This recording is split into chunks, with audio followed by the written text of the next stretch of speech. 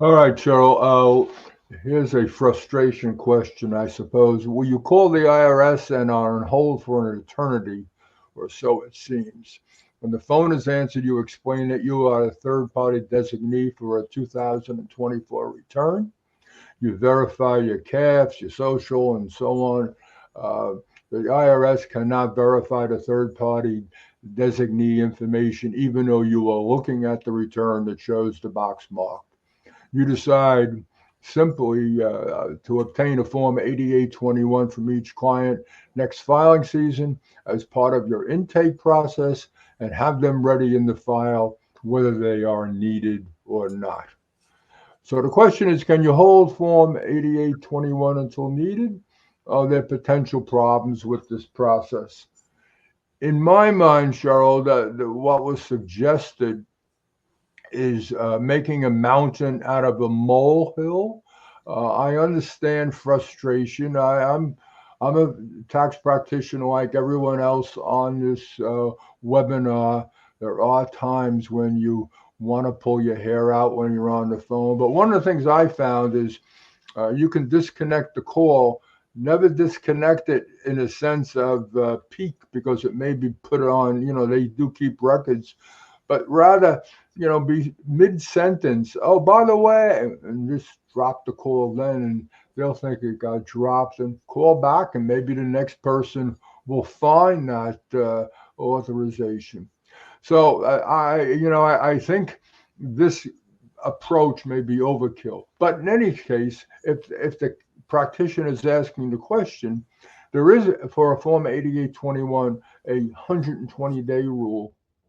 And if you look at the instructions, it says if you are submitting a Form 8821 for disclosure of your tax information for a purpose other than addressing a tax matter, you have to have it dated within 120 days of the submission, all right? If you have a tax-related matter, that 120-day rule doesn't apply. So everyone knows that there's a difference between the Form 2848, which allows you to actually represent and step in the shoes of the taxpayer, and the 8821, which is just gathering information, basically. So you may choose to. I personally don't use the 8821. I'm not in a practice that where I'm gathering information, basically. If I'm going to represent you, I know I'm going to represent you. And so I'm doing the 2848. Many of you are representation based. And so you're doing the discovery session and you're starting by finding out how big the problem is. As far as just tax preparation, I would not do it on all clients.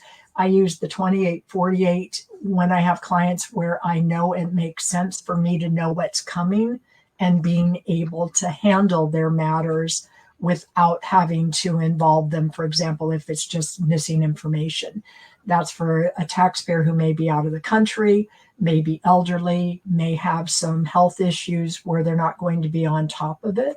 I'll go ahead and get one each year and be able to handle a notice that comes up.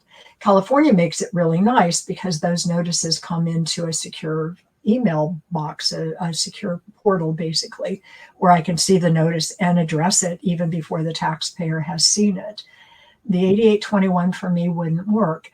If you're going to do it, put it in your engagement letter, tell them what it means, tell them how you're going to use it. But I wouldn't do it on the basis of one frustrating phone call, because we've all had more than one frustrating phone call.